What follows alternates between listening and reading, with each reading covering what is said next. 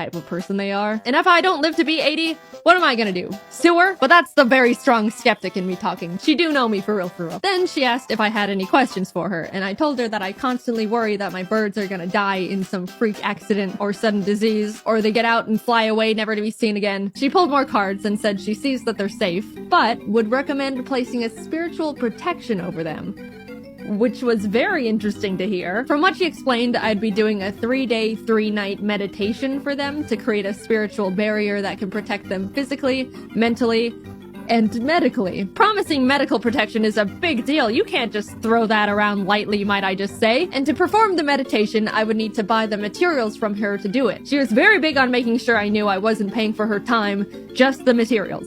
Which, how thoughtful. Until she dropped the materials would cost $427. Let's just do a quick rundown on this whole session so we're all up to speed. During this psychic reading, this lady learned I'm my own boss, am successful enough to run my own animation team, care very deeply about my birds, enough to pay a psychic $90 to ask about their safety, and all I have to do to fully protect them from basically anything and everything in this world is set up this spiritual protection for the low price of $427.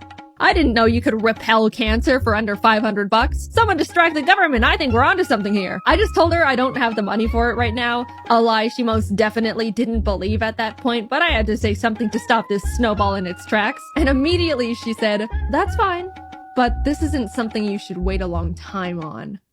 Thank you, we'll be in touch. I never went back. For that being my first psychic reading experience, it spawned so many questions, but it did answer one I had beforehand, which was, how do psychics even stay in business? Because I am now starting to understand the business model going on here. Moving on to Psychic 2, I'll say this right now, this one was my favorite. She was really nice and we had a lot of good small talk. Her psychic reading room was a little closet in her house, and by the end of the session it was very warm in there, but I had a nice time. Same situation, got a tarot card and palm reading. I think she said she gave me a general spiritual rating as well, and this all cost $90 just like the last one. What she said was all very positive. She said she sees me making a name for myself in whatever industry I'm in. That was genuinely the first thing she said to me. I didn't tell her about my job or anything. She sees a lot of new and exciting opportunities